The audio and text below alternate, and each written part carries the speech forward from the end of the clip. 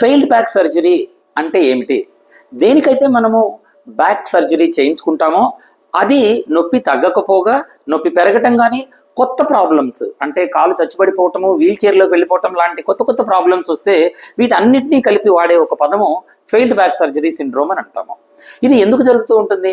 చాలా మటుకు స్పైన్ మధ్యలో డిస్క్లు అనేవి ఉంటూ ఉంటాయి. ప్రతి 2 ఎముకల మధ్యలో ఉండే డిస్క్ అనే పదార్థము మనం చూసినప్పుడు ఈ మాదిరిగా ఉంటాయి. చుట్టూ గట్టిగా ఉండి లోపల చిక్కటి జిగురు లాంటి పదార్థము, జెల్ అంటాము, న్యూక్లియస్ పల్పోసస్ అనేది ఉంటూ ఉంటుంది. అయితే మనం ఎక్కువ ప్రెషర్ వేసినప్పుడు ఇది లీక్ అయిపోతూ ఉంటుంది. ఇది ఇలా చూసినప్పుడు ఇక్కడ చూస్తే మీకు ఇలా ప్రెషర్ వేస్తే ఇక్కడ ఉండాల్సిన జెల్ బయటికి లీక్ అవుతూ ఉంటుంది. ఎలా వస్తుంది? ఇది కట్ అయ్యి ఈ డిస్క్ ఓపెన్ అయిపోయి ఇందులో నుంచి జెల్ అనేది లీక్ అయిపోతూ ఉంటుంది.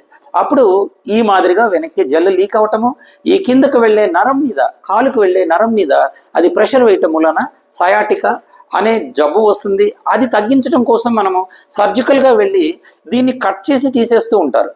ఈ కట్ చేసి తీసినప్పటికి కూడా ఎలాంటి అవకాశము లేదు ఈ డిస్క్ని